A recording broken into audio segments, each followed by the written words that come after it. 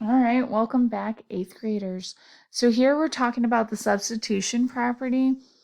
This is mostly going to be a lot like the last one we did, but oops, did not mean to do that. But here we are starting with algebraic expressions, which are expressions that have variables and unknowns.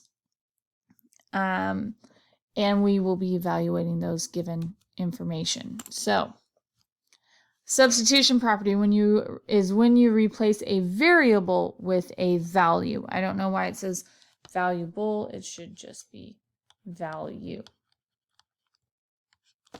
But it is what it is. Example 1.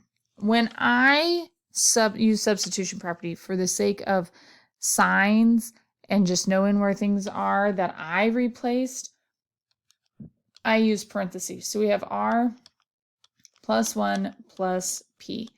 And I know that r is 2 and p is 4. So I'm going to plug those in. And then from here, we do order of operations. So we do have grouping symbols, but they're not grouping anything together. They just have the single number in them. So we move on. There are no exponents. There is no multiplication or division, but there is addition. So I'm going to go ahead and do that. 2 plus 1 is 3, plus 4 is 7. And that is our final answer. And that's basically the gist of it. Replace our variables with the values and then use order of operations. All right, so here's our next one. We have an M. I'm going to use brackets because I'm going to have parentheses within.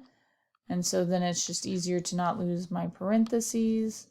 And then again, another set of brackets. M minus, oops, didn't want to actually write P. I'm putting in my parentheses. Now, you can do this if this is what helps you. Like, here's where all of my variables are. And now I plug it in. So my M is 3. So I'm going to plug in a 3. And then my N is 2. So I have a 2 and a 2. And then we have an M again. So here's a 3 and P, which is a 2. And then from here, I use my order of operations.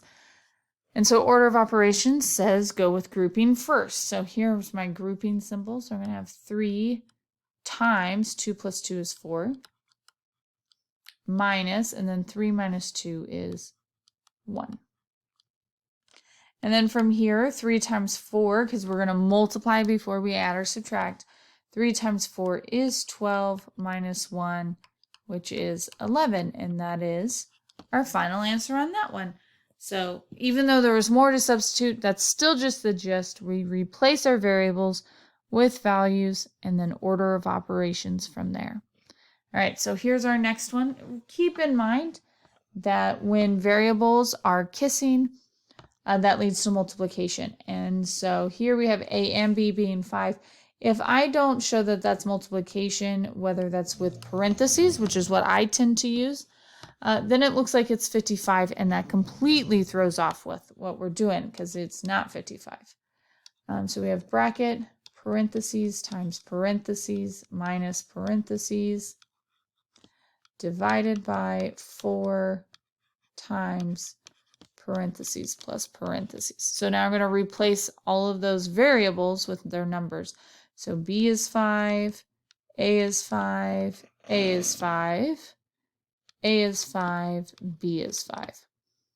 All right, so from here we do our grouping symbols.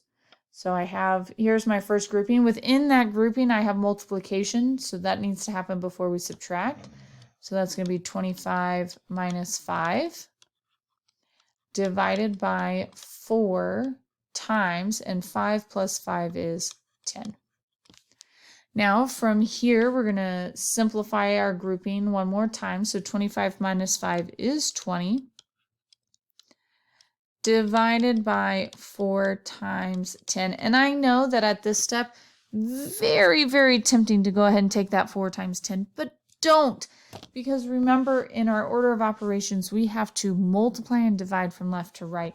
And so when we go from left to right, this 20 divided by 4 happens first. So 20 divided by 4 is 5.